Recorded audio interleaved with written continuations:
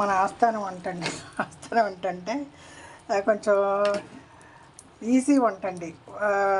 దోసకాయ, టమాటా, ఉల్లిపాయ, పచ్చిమిరకాయ అంతా కోసి కట్ చేసేసి ఉప్పు, పసుపు, కారం, నూనె అన్నీ వేసండి మూసి పెట్టేస్తా. కొంతసేపు తర్వాత వాటర్ పోస్తా. కొంచెం ఇంకా ఎగిరాక ఆపేస్తా, కొత్తిమీర వేస్తా.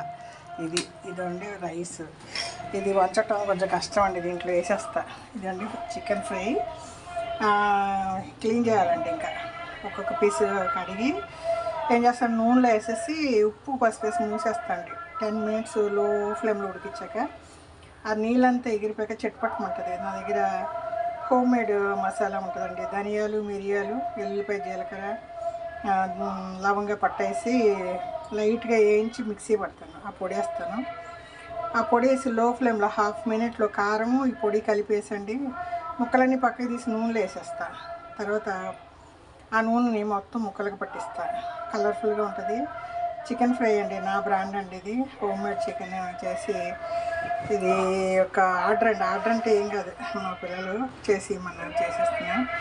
మనకి బయట ఆర్డర్ తీసుకుని చేసేంత ఇదేం లేదండి.